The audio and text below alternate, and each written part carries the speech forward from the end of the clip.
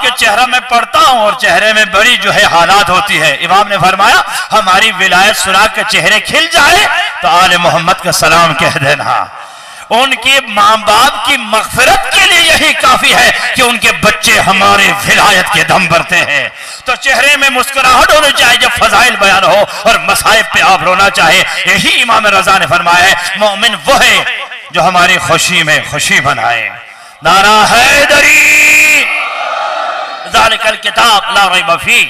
اب میں آپ کو سمجھا رہا ہوں کہ علم الیقین فاطمہ شناسی میں یہ 3 اصطلاح اہم ہے جو آج آخری گفتگو ہے. اس لیے میں تعویل آیات ذالک الکتاب لا ریب فیہ ایک ہے کتاب کا آغاز شک والوں کی نفی کی ہے اور مومنین کے صفات بیان کی ہے کہ پہلے کہا یہ وہ کتاب ہے جس میں شک کی گنجائش نہیں. توجہ, یہ وہ کتاب ہے جس میں شک کی گنجائش نہیں. کتاب سے مراد قرآن ہے اور کتاب سے مراد علی ہے. کتاب سے مراد قرآن ہے اور کتاب سے مراد فاطمہ ہے. جہاں قرآن پر شک نہیں کرنا وہاں فاطمہ کی ولایت پر بھی شک نہیں کرنا.